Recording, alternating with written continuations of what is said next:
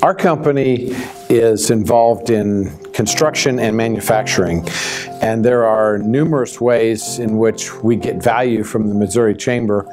One example is an item related to the Missouri Targeted Jobs Tax Credit. In that particular program, you have to have a base of new jobs, which we had, which was 40 jobs, and then you have to show that you are adding additional jobs beyond that. And we had a situation a year ago in which we fell one employee short of qualifying for the following year to continue our participation in the Missouri Jobs Tax Credit Program. And when that happened, we searched and tried to find an example of another employee that would qualify. And we had several discussions with the Department of Revenue, and they issued us a letter saying we did not qualify. We thought there were a couple of gray areas involved that maybe had some potential, but we really couldn't come up with anything concrete. But as far as the Department of Revenue was concerned, they had kind of closed the door on it. And so I contacted Dan Meehan, who's the president of the Missouri Chamber of Commerce, explained our situation and said, we are a growing company. Our company started in 2008, and we now have over 350 employees.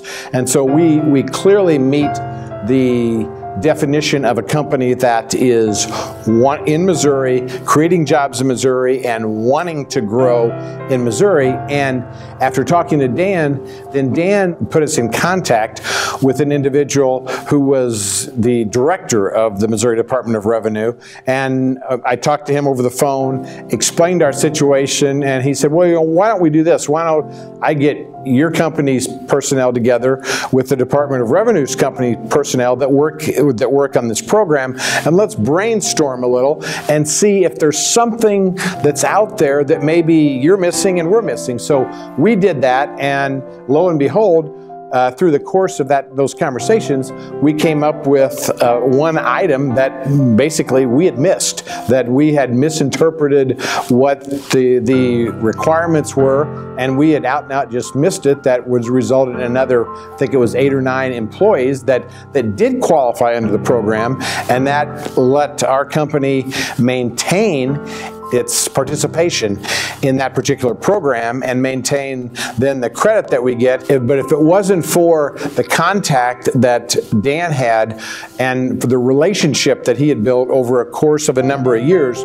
with the Missouri Department of Revenue, we would have never had that initial meeting to brainstorm ideas. So for us, it's been a very valuable experience.